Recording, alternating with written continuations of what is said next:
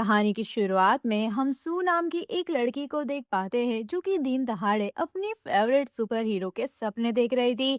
उसे होश आया तो उसने देखा कि पूरी क्लास खाली हो चुकी है। उसने अपना बैग उठाया और वहां से जल्दी से निकल गई। उसके फादर क्रिस्टोफर आज उसे लेने आए थे और यह दोनों की प्लानिंग थी कि वह उसकी माँ को उनकी लैब में ले जाकर बर्थडे का सरप्राइज देंगे। सू बहुत ज्यादा एक्साइटेड थी कि वह अपनी माँ को खुश करके उनको थोड़ा प्यार दे सके, क्योंकि अक्सर वो काम में बिजी रहती थी। लैब में पहुंचकर क्रिस्टोफर सरप्राइज तैयार कर रहे थे और जैसे ही कैंडल जलाई अचानक से फायर अलार्म एक्टिवेट हो जाता है, जिसकी वजह से मारिया और उनकी टीम वहां पर पहुंच जाती है। सू और क्रिस्टोफर को देखकर मारिया को बहुत ज्यादा गुस्सा आया, क्योंकि उसकी वजह से वो अपनी बहुत इंपॉर्टेंट स्पीच को छोड़कर यहाँ पर आई थी। वह दोनों पर चिल्लाने लगती है। ये देखकर सू को बहुत ज्यादा बुरा लगता है। मारिया को उनकी फीलिंग्स की बिल्कुल भी कदर थी ही नहीं। गुस्से में आकर उसने केक उठाकर फेंक दिया। केक सीधे जाकर मशीन से टकराया, जिससे मशीन के अंदर तेज रिएक्शन होना शुरू हो गया। डर के मारे सू ने अनजाने में कई बटन दबा दिए और इसी वजह से लैब का टेम्परेचर बढ़ता गया। फिर उसे एक रोबोटिक आवाज सुनाई दी, पर उसे कुछ भी समझ नहीं आया। वह रिएक्टर के पास पहुंची तब तक लैब में जोरदार धमाका हो चुका था। लेकिन खुशकिस्मती ये थी कि सू को धमाके में ज्यादा चोट नहीं आई, लेकिन उसके चोट के नीचे ब्लू ग्लोइंग लाइट थी। उसने सोचा कि उसने पहले ही काफी ज्यादा बखेड़ा कर दिया है, इसलिए किसी को ना बताना ही उसने बेहतर समझा। खैर, अगले दिन सुबह सू उठी तो उसका लेफ्ट हैंड गायब हो चुका था। सुबह सुबह ये अजीब सी चीज देखकर वो काफी ज्यादा डर जाती है। फिर वो क्रिस के साथ स्कूल गई, जो कि कुछ समय के लिए विदेश जा रहा था। स्कूल में अपना लॉकर चेक करते समय टॉबी नाम का एक लड़का उसके पास आता है, जो कि सुपर मून कॉमिक्स ही पढ़ता था। ये कॉमिक बुक तिनासू की भी फेवरेट थी। इतने में ही एलन और उसके दोस्त भी वहां पर आ गई, जो कि अक्सर शू को परेशान करते थे। अब यहाँ पर एलन टॉबी से बात कर रही थी, तभी सू अचानक से गायब हो गई और बाथरूम में चली गई। वहां एक लड़की ने उसे हाथ धोते हुए देखा और उसे लगा कि बाथरूम में कोई भूत है। लेकिन पानी गिरते ही सू का हाथ फिर से दिखाई देने लगा। अब सू को कुछ भी समझ नहीं आ रहा था। वह सीधे अपनी माँ मारिया के पास पहुंच गई। ये सुनकर मारिया हैरान हो गई और उसने सू पर कुछ टेस्ट करने की बात की, लेकिन सू ने मना कर दिया। दरअसल सू जानती थी कि उसकी माँ के एक्सपेरिमेंट कई लोगों की जिंदगी बदल सकते थे। असल में धमाके के वक्त मारिया का केमिकल एंटी 26 सू के खून में मिल गया था, जिसकी वजह से उसे इनविजिबिलिटी की पावर मिल गई थी।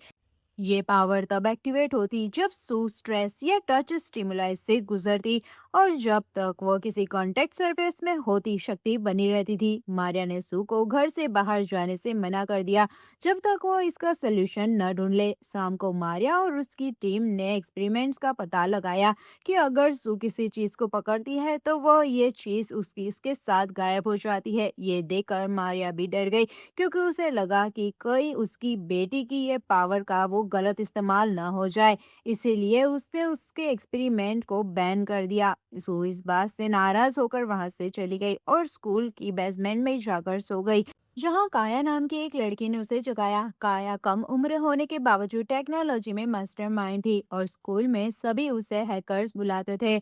इसके बाद वो पास के रेस्टोरेंट में खाना खाने गए, जहां सू ने काया को अपनी गायब होने वाली शक्ति के बारे में बताया। तभी अचानक एलन वहां पहुंच गई और फिर से सू का मजाक उड़ाने लगी। लेकिन इस बार सू ने खुद को गायब कर लिया और एलन के ऊपर खाना फेंकना शुरू कर दिया।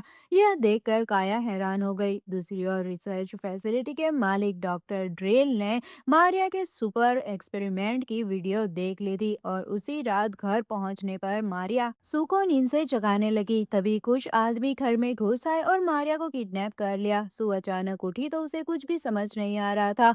बस मारिया की चिल्लाने की आवाज उसे सुनाई दे रही थी। डर की वजह से सू ने खुद को गायब कर लिया ताकि उसे कोई देख न सके। उसने अपने पिता को कॉल करने की कोशिश की, लेकिन क्रिस्टोफर फोन नहीं उठा पाए क्योंकि वे मीटिंग में बिजी थे। इसके बाद सू टॉबी से मिली, उसे सारी बात बताकर उससे मदद मांगी। अब लड़की मुसीबत में हो और लड़का मना कर दे, ऐसा क्या हो सकता है भला। हीरो बनने का मौका था तो टॉबी मान गया। अगले दिन तीनों वापस मारिया की कार के पास गए ताकि उसे लैपटॉप की मदद से कुछ पता कर सके। तभी उन्हें एक कॉल आई जिसमें सू को चुपचाप कार की डिक्की में लेट जाने का कहा गया। सू ने बिना किसी आवाज के डिक्की में लेट गई। बाहर डॉक्टर ड्रिल के आदमियों की आवाज उसे सुनाई दे रही थी। तभी जब की डिक्की खुली तो वहां उनकी दोस्त काया खड़ी थी, जिसने अपनी टेक्निकल स्किल्स के मदद से डॉक्टर ड्रिल के आदमियों को चकमा दिया। लेकिन अभी भी सू को अपनी माँ को बचाना था, इसलिए उसने टॉबी और खुद को गायब किया और वो एक बिल्डिंग में घुस गए। उन्हें मारिया नहीं मिली, लेकिन टॉबी को जमीन पर पड़ा हुआ मारिया का फोन मिल गया। तभी ड्रेल भी वहां पर पहुंच गया और उसी समय दोनों वहां पर से निकल चुके थे, भाग चुके थे। वहां से निकलने के बाद वो एलन के घर पर पहुंचे, क्योंकि एलन पहले से मारिया को जानती थी। एक समय पर मारिया और एलन पार्टनर थी और एलन ने पहले भी मारिया को सावधान रहने को कहा था। इसीलिए अब काया ने मारिया के फोन से उसका आखिरी रिकॉर्ड किया हुआ वीडियो भी निकाल लिया। मारिया के बैग में उन्हें आल्फ्रेड भी मिला, जो कि आल्फ्रेड वो था ना, वो मारिया का एआई असिस्टेंट था। आल्फ्रेड के जरिए उन्हें पता चला कि एंटी 26 केमिकल जो सिर्फ सू के खून से ही रिएक्ट करता है, और मारिया ने उसका एंटीडोट बनाने की कोशिश भी की थी, मगर वो नाकामयाब रही थी। अब उन्हें समझ आ गया था कि डॉक्टर ड्रिल सू के पीछे इसलिए पड़ा है ताकि वो इस केमिकल को दूसरे पर भी टेस्ट कर सके और अपने फायदे के लिए इस्तेमाल कर सके। अब रात में सू ने टॉबी के साथ बेड बदल लिया और ये फैसला उसका एकदम सही था, क्योंकि रात को डॉक्टर ड्रिल के आदमी सू को पकड़ने आए थे, पर वहां पर बेड पे टॉबी था और वो उसे सू समझकर उठा ले गए। वे लोग भाग निकले और गलती से एक इंजेक्शन वहां पर गिर गया, जो सुबह टॉबी को मिला। अगले दिन काया ने सू को एक नया स्टेल्थ सूट दिया ताकि वह अपनी शक्तियों पर कंट्रोल कर सके। इसी दौरान उन्हें मारिया का फोन आया, जो किसी तरह किडनैपर से बचकर निकल गई थी, और उसको सू ने 1 घंटे बाद पुरानी मार्केट में मिलने को कहा।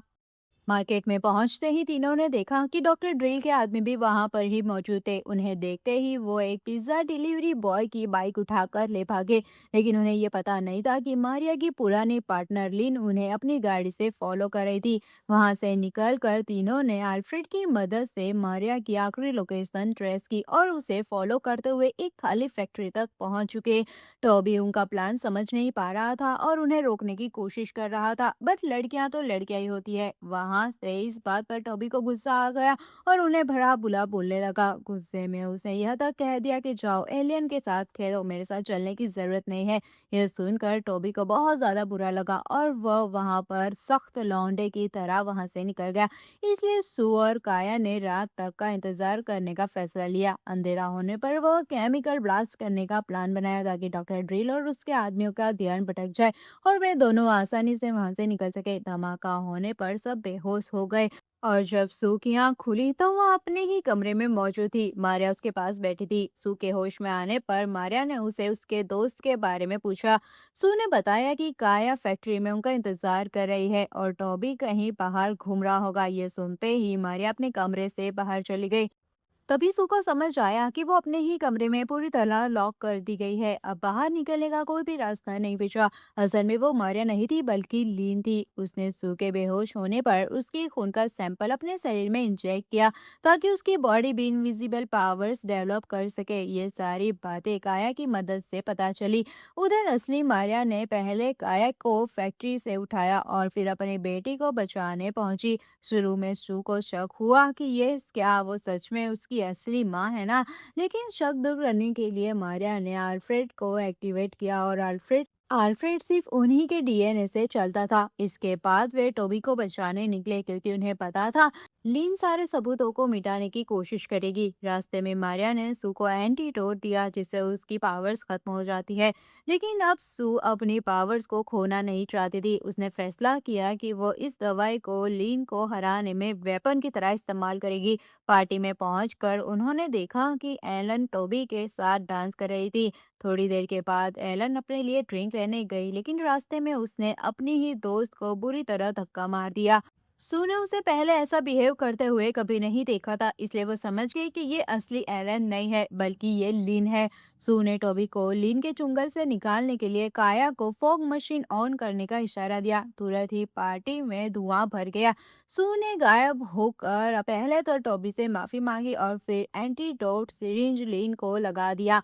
अब तक लीन बेहोश हो चुकी थी, इसलिए वो तीनों उसे छत पर लेकर आए जहां पर आंट लॉर पहले से ही मौजूद थी। असल में पूरे प्लान के पीछे आंट लॉर का यह हाथ था। वह शक्तियां खुद के लिए चाहती थी और लीन उसका काम करती थी।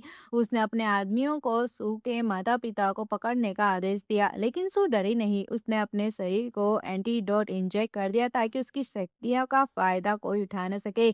उधर काया ने एक डिवाइस को आंट लोअर के व्हील चेयर पर लगा दिया। काया के डिवाइस को चालू करते ही आंट लोअर की व्हील चेयर गोल गोल घूमने लगी और ऐसे ही तीनों दोस्तों ने मिलकर उसे हरा दिया। लेकिन अभी भी अचानक सू फिर से बेहोश हो गई। जब उसकी आंख खुली तब वो अपने माता पिता और काया के साथ काया के घर पर थी। वहां उसे पता चला कि एंटीडोट पूरी तरह काम नहीं कर पाया और अभी भी उसकी बॉडी में गायब होने की शक्तियां मौजूद है। और इसी तरह इनविजिबल सू की कहानी यहीं पर खत्म होती है दोस्तों। तो कैसी लगी आपको ये मूवी की कहानी, प्लीज मुझे कमेंट करके जरूर बताना। मिलता है नेक्स्ट वीडियो किस नेशन में, तब तक के लिए अपना ध्यान रखिए। Bye bye.